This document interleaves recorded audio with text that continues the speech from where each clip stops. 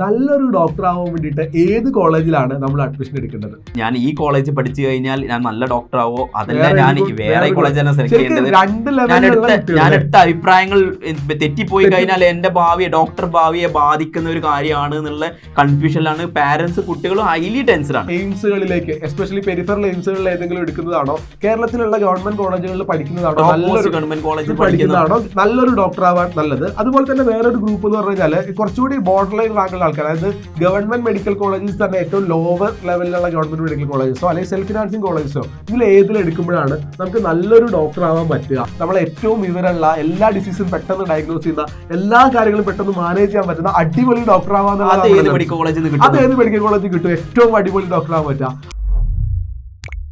Hello all, എല്ലാവരും college select ചെയ്യുന്ന തിരക്കിനിടയിൽ സ്ഥിരമായി നമ്മളോട് ചോദിച്ചുകൊണ്ടിരിക്കുന്ന അടുത്ത ക്വസ്റ്റ്യനിലേക്ക് നമ്മൾ പോവുകയാണ്. നിങ്ങൾ തംബ്നെയിലിൽ കണ്ട പോലെ ക്വസ്റ്റ്യൻ ഇതാണ്: നല്ലൊരു ഡോക്ടർ ആവാൻ വേണ്ടിയിട്ട് ഏത് കോളേജിലാണ് നമ്മൾ അഡ്മിഷൻ എടുക്കേണ്ടത്? അപ്പോൾ കൗൺസിലിംഗ് നടന്നുകൊണ്ടിരിക്കുകയാണ്.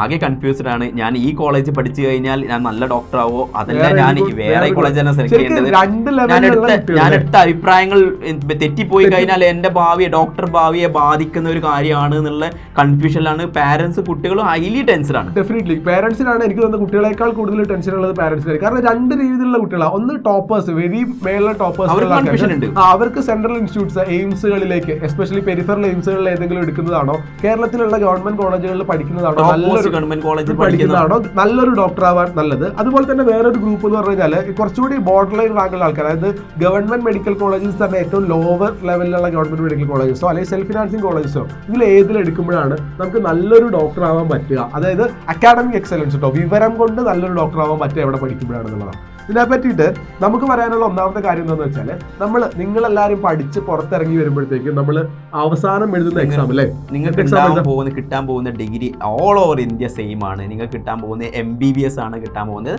അത് ഇന്ത്യയിലെ ഓൾ ഓവർ ഇന്ത്യ. ഇപ്പൊ എയിംസി പഠിച്ചാലും എവിടെ പഠിച്ചാലും നിങ്ങൾ എഴുതി പാസ്സാവാൻ പോകേണ്ടത് നെക്സ്റ്റ് എന്ന് പറഞ്ഞിട്ടുള്ള ഒരു സിംഗിൾ യൂണിഫൈഡ് ആയിട്ടുള്ള എക്സാം ആണ് പാസ്സാവുക. അപ്പോൾ നെക്സ്റ്റ് എക്സാം പാസ്സാവാൻ പോവുക എന്നുള്ളത് ഒരു മിനിമം ഗ്യാരണ്ടി MBBS തരുന്നുണ്ടാവും. അപ്പോൾ ഇന്ത്യയിലുള്ള ഏത് കോളേജിലും, അത് സെൽഫ് ഫിനാൻസിങ് കോളേജ് ആയിക്കോട്ടെ, നമ്മൾ പറഞ്ഞ ലോ റാങ്കിങ് ആയിട്ടുള്ള ഗവൺമെന്റ് കോളേജസ് ആയിക്കോട്ടെ, ഹൈ റാങ്കിങ് ആയിട്ടുള്ള ഗവൺമെന്റ് കോളേജസ് ആയിക്കോട്ടെ, സെൻട്രൽ ഇൻസ്റ്റിറ്റ്യൂട്ട്, എയിംസ് പോലുള്ള കോളേജ് ആയിക്കോട്ടെ, ഏത് കോളേജിൽ പഠിച്ചു കഴിഞ്ഞാലും നിങ്ങൾ നെക്സ്റ്റ് എക്സാം പാസ്സായെങ്കിലേ ഡോക്ടർ ആവുള്ളൂ. അതുകൊണ്ട് നിങ്ങളുടെ കയ്യിലേക്ക് കിട്ടാൻ പോകുന്ന ഡിഗ്രി മിനിമം ക്വാളിറ്റിയിൽ നിങ്ങൾ ഒരു MBBS നിങ്ങളുടെ ഡോക്ടറായി വർക്ക് ചെയ്യാൻ വേണ്ടിയിരിക്കുന്ന എല്ലാ കാര്യങ്ങളും നിങ്ങൾക്ക് കിട്ടിയിരിക്കും എന്നുള്ളതാണ്. സോ ഡെഫിനറ്റ്ലി ഡോക്ടർ ആയി കഴിഞ്ഞാൽ നിങ്ങൾക്ക് ഒരു മിനിമം വിവരം ഉണ്ടാവും, മിനിമം എക്സലൻസ് ഉണ്ടാവും. നിങ്ങൾക്ക് എന്നാണെങ്കിലും മാക്സിമം എക്സലൻസ് ഏറ്റവും കൂടുതൽ നമുക്ക് എല്ലാവരുടെ ആഗ്രഹം നമ്മൾ ഏറ്റവും വിവരമുള്ള, എല്ലാ ഡിസീസും പെട്ടെന്ന് ഡയഗ്നോസ് ചെയ്യുന്ന, എല്ലാ കാര്യങ്ങളും പെട്ടെന്ന് മാനേജ് ചെയ്യാൻ പറ്റുന്ന അടിപൊളി ഡോക്ടർ ആവാന്നുള്ളത്. അത് ഏത് മെഡിക്കൽ കോളേജിൽ കിട്ടും? ഏറ്റവും അടിപൊളി ഡോക്ടർ ആവാൻ പറ്റുക.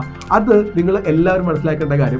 കോളേജ് എല്ലാം ഡിസൈഡ് ചെയ്യുന്നതാണ്. അതൊരു സ്റ്റുഡന്റിന്റെ സ്റ്റഡി ആപ്റ്റിറ്റ്യൂഡിനെ മാത്രം ഡിപ്പെൻഡ് ചെയ്തിരിക്കുന്ന കാര്യമാണ്. അതായത് നമ്മൾ നീറ്റ് സക്സീഡ് ചെയ്ത ആൾക്കാരാണ്, നല്ല റാങ്ക് ഉള്ള ആൾക്കാരാണ്. ഇനി നമ്മൾ മെഡിക്കൽ കോളേജിൽ പോയിട്ട് നമ്മൾ എത്രത്തോളം എഫേർട്ട് എടുത്ത് പഠിക്കാൻ തയ്യാറാകുന്നു എന്നുള്ളതിനെ മാത്രം ഡിപ്പെൻഡ് ചെയ്തിട്ട് വരാൻ പോകുന്ന 5 വർഷം നിങ്ങൾ എടുക്കുന്ന എഫേർട്ട് ആണ് നിങ്ങളെ ഏറ്റവും നല്ല ഡോക്ടറാക്കി മാറ്റുന്നത്. സോ ഉറപ്പായിട്ട് നമുക്ക് പറയാൻ പറ്റും, നമ്മൾ മുന്നോട്ട് നോക്കുമ്പോൾ പല കുട്ടികളുണ്ട്. നമ്മളിപ്പോ എന്റെ ബാച്ചിൽ, ഞാൻ കോഴിക്കോട് മെഡിക്കൽ കോളേജിൽ പഠിച്ചാലാണ്. എന്റെ ബാച്ചിൽ ആ വർഷത്തെ കേരള റാങ്ക് 2ാം റാങ്കും 3ാം റാങ്കും 4ാം റാങ്കും അങ്ങനെ ഒരു 20ന്റെ അടിയിലുള്ള ഏകദേശം 10-12 കുട്ടികൾ പഠിച്ച ബാച്ചായിരുന്നു എന്റേത്. പക്ഷെ എന്റെ ബാച്ചിൽ ടോപ്പർ ആയിട്ട് വന്നിട്ടുള്ള ആളുടെ ആ വർഷത്തെ കേരള റാങ്ക് 390 ആയിരുന്നു.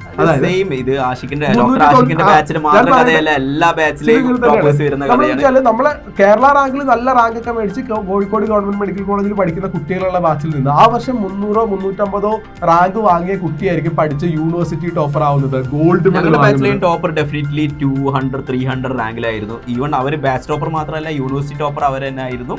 അപ്പോൾ ഇത് ഡിസൈഡ് ചെയ്യുന്നത് നിങ്ങളെ ഈ സിംഗിൾ പോയിന്റ് ഡിസിഷനാണ്. എന്തുകൊണ്ടാണ് നിങ്ങൾക്ക് അങ്ങനെ പറഞ്ഞിരുന്നത്? നിങ്ങൾ ടെൻസ്ഡ് ആവണ്ട, പാനിക് ആവണ്ട. ഞാൻ എടുത്തിരിക്കുന്ന കോളേജിലെ ഡിഫറൻസ് വരും. കാരണം നിങ്ങൾ പ്രൈവറ്റ് ഉള്ളത് ഗവൺമെന്റ് ആവാനൊന്നും പോകുന്നില്ല.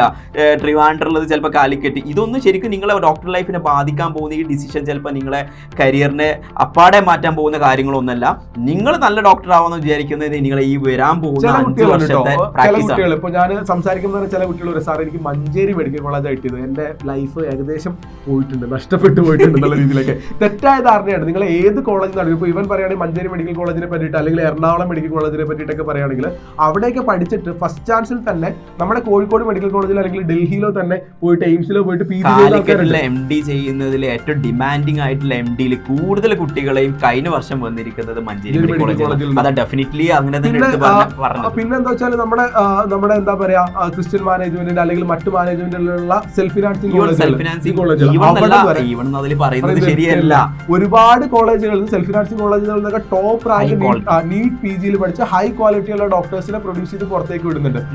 ഞങ്ങളുടെ എക്സാം നടക്കുന്ന സമയത്ത് ഓൾ ഇന്ത്യ ലെവലിൽ 1ാം റാങ്ക് വാങ്ങിച്ചത് സെൽഫ് ഫിനാൻസിംഗ് കോളേജിൽ പഠിച്ച ഒരു സ്റ്റുഡന്റ് ആണ്. സോ ഇതൊക്കെ നമ്മൾ ഇൻഡിക്കേറ്റ് ചെയ്യുന്നത് വെച്ചാൽ ഒരു കോളേജിന്റെ സ്റ്റാൻഡേർഡുകൾക്ക് അപ്പുറം നമ്മളൊരു കുട്ടിയുടെ സ്റ്റഡി ആപ്റ്റിറ്റ്യൂഡ്, കുട്ടി എത്രത്തോളം എഫേർട്ട് എടുക്കാൻ തയ്യാറാകുന്നു എന്നുള്ളതാണ്, കുട്ടി എത്രത്തോളം വിവരമുള്ള ഡോക്ടർ ആവുന്നു എന്നുള്ളത് തീരുമാനിക്കുന്നത്. സോ നിങ്ങൾ സെലക്ട് ചെയ്യുന്ന കോളേജ് ഇപ്പോൾ കൂടുതൽ ഞാനിപ്പോൾ കണ്ട ഒരു 1-2 കാഴ്ചകൾ പറയാണ്, കൂടുതൽ നല്ല ഡോക്ടർ ആവാൻ വേണ്ടിയിട്ട് ഒരു പെരിഫറൽ എയിംസിലേക്ക് കുട്ടിയെ പറഞ്ഞയക്കുന്നു ചില പേരൻസ്. നമുക്കറിയാം ഡെഫിനറ്റ്ലി ഡൽഹി എയിംസ് ആണ് നമുക്ക് ഏറ്റവും നല്ല ഇൻസ്റ്റിറ്റ്യൂട്ട് ആയിട്ട് നമുക്ക് ഇന്ത്യയിൽ സെലക്ട് ചെയ്യാനുള്ളത് നമുക്ക് നന്നായിട്ട് അറിയാം. അതിന്റെ ബ്രാൻഡ് വാല്യൂ അതിനുണ്ട്. അവിടുന്ന് പഠിക്കുന്ന MBBS കാലിക്കറ്റ് പഠിക്കുന്ന ഡിഫറൻസ് ഇല്ലാന്നുണ്ടെങ്കിൽ പോലും നമുക്ക് അതിനെ ബ്രാൻഡ് വാല്യൂ ഉണ്ട്. അത് നമ്മൾ ഡെഫിനറ്റ്ലി ചൂസ് ചെയ്യണം. അതല്ലാത്ത എയിംസിലേക്ക് പല കോച്ചിങ് ഇൻസ്റ്റിറ്റ്യൂട്ടിലെയും അധ്യാപകർ തള്ളിവിടുന്നത് കണ്ടിട്ടുണ്ട്. അവർ പറഞ്ഞ് തള്ളിവിടാനുള്ള കാരണമായിട്ട് അവർ പറയുന്നത് കുറച്ചുകൂടി വിവരമുള്ള MBBS കിട്ടുന്നുള്ളതാണ്. വിവരമുള്ള MBBS എന്ന് പറഞ്ഞു കഴിഞ്ഞാൽ കുട്ടിയുടെ ആത്മാർത്ഥത പഠിക്കുന്നതിനുള്ളതിനെ പറ്റി മാത്രമാണ്. സോ ഇനി പറയാനുള്ളത് നിങ്ങൾ കുട്ടികളോടാണ് ഞങ്ങൾക്ക് പറയാനുള്ളത്. നിങ്ങൾ പോയിട്ട് മാക്സിമം എഫേർട്ട് എടുത്തിട്ട് പഠിക്കുക. അത് ഏത് മെഡിക്കൽ കോളേജിൽ നിന്നായിക്കോട്ടെ, നമ്മളെ കേരളത്തിന് പുറത്ത് തമിഴ്നാട്ടിലുള്ള ഗവൺമെന്റ് കോളേജിൽ നിന്നോ തമിഴ്നാട്ടിലോ കർണാടകയിലുള്ള സെൽഫ് ഫിനാൻസിംഗ് കോളേജോ ഏത് കോളേജിൽ നിന്നും ആയിക്കോട്ടെ, നിങ്ങൾ മാക്സിമം എഫേർട്ട് എടുത്ത് പഠിച്ചാൽ തീർച്ചയായിട്ടും നിങ്ങൾക്ക് നല്ല വിവരമുള്ള അടിപൊളിയായി പ്രാക്ടീസ് ചെയ്യുന്ന നിങ്ങൾക്ക് കിട്ടാൻ പോകുന്നത് ബിരിയാണി തന്നെയാണ്.